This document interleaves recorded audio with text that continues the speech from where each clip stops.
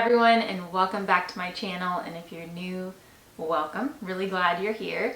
Today's video is going to be all about sleep, specifically how to set up a great nap and sleep schedule for your child, as well as how to establish some good sleep habits so that you end up with a great sleeper as opposed to a bad sleeper. Now, if you already have a bad sleeper on your hands, trust me, I have been there. My oldest child, my daughter, she was a horrible sleeper. I did nothing to make that better until the time she turned about 4 or 5 months old, when I finally discovered some of these techniques, and I was able to transition her from her horrible sleep habits into becoming a good sleeper. And my second child, I was able to start this from the time he was born, and he has been a great sleeper. He actually asks to go to bed at his bedtime every night, and he falls asleep within 5 to 10 minutes of me trying to put him to nap or go to sleep. So in my experience, all of these things have worked really well, and I just can't wait to share them with you today. A quick disclosure before we get started. This is not a sleep training video, and nothing against sleep training. I was not a sleep training parent, but the things that I'm going to share with you will work regardless of if you are sleep training or if you opt for a more gentle method. So if you're looking for a sleep training video, this is not it. But it does have some great tips for encouraging good sleep health, regardless of the way that you opt to get your child to go to sleep. Okay, so I'm going to jump right into it with my first tip here. This is the most important tip, and I wanted to include it first because I wanted to make sure that you heard it. And that is to pay attention to your child's specific sleep-wake time. So what sleep-wake times are is it's basically a chart of recommended times based on child development that says how long your child should be kept awake for any given time. So instead of focusing more on the sleep aspect, you're going to actually be focusing on your child's wake time, how long they're awake. And the reason why that's important is because if your child is kept awake for too long for their particular age, then they can become overtired and overstimulated, and that just sets off this horrible cycle where they are much more difficult to get to sleep. It makes it much more difficult for them to stay asleep, and then once they start accumulating sleep debt, as it's called, sleep debt, where they've had a short nap, then it's much more likely to carry into their nighttime schedule, where they will be waking up more at night. And so what you want to do is avoid that. You want to avoid sleep debt. You want to avoid your child being awake for too long at any given time so they don't become overtired, they don't become overstimulated, and set off that horrible chain reaction. There's an old saying I heard when my daughter was very young, and it is sleep begets sleep. So while intuitively we may think like, oh, I'll keep them up more today because they're not sleeping good at night, so that way they'll sleep long tonight, that doesn't usually work with kids. Usually the more they nap, the better they nap, then the better they will sleep at night. So you want to encourage good sleep throughout the day as well as throughout the night in order to get those long stretches of naps and nighttime sleep. But now back to what we were talking about, wake times. So for the average newborn, the longest that they should be kept awake for any given time is between 45 minutes and an hour. So you will know if you're following a wake time schedule that, if, for instance, if your baby wakes up at 9 o'clock in the morning, then you know by 9:45 in the morning you should be having your child swaddled or doing whatever you do to prepare for sleep and start getting them back to bed. By putting them to sleep at that moment, that 45-minute mark, as opposed to waiting until they are very obviously tired, you're going to avoid the overstimulation, you're going to avoid the overtiredness, and your child's going to fall asleep much more quickly. If you want to zoom that out a little bit, I believe the wake times for a 3-month-old are about an hour and a half. So it will be the same thing. Your child wakes up at 9 o'clock in the morning. At about the hour and a half mark, so 10:30, you will begin putting them back to bed and doing whatever your sleep routine is, which I'm going to get into that in a little bit. But you'll know at that hour and a half mark, you will be getting ready for bed and doing your whatever your brief nap routine is. So it's really important to pay attention to the wake times. And this sounds maybe kind of complicated, especially if you're sleep deprived at this point in time when you're watching this video, but it becomes really, really easy. So what you'll do, or what I like to do, is whenever my child would turn a new age, so they turn 3 months, they turn 4 months, they turn 5 months, I have a little chart that I'm going to link in the description, and you can click it, or you can just do a quick Google search, wake times for a 4-month-old, wake times for a 5-month-old, right?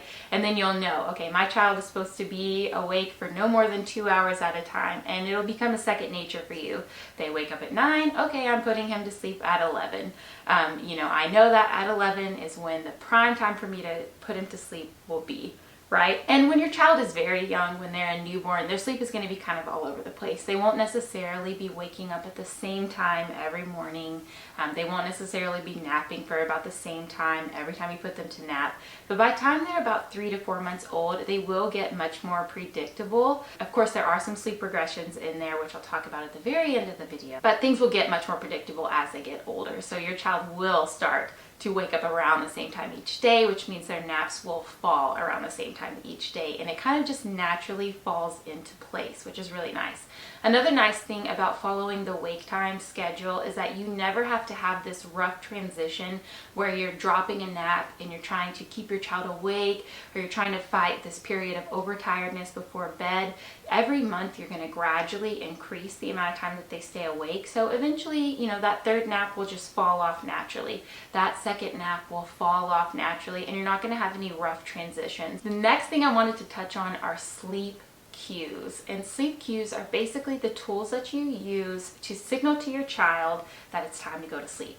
And what you want to do is pick a routine or some signals that are very simple, something that you can easily do every time they go to sleep. Don't try to set up like an elaborate routine that's going to be difficult for you to stay consistent with.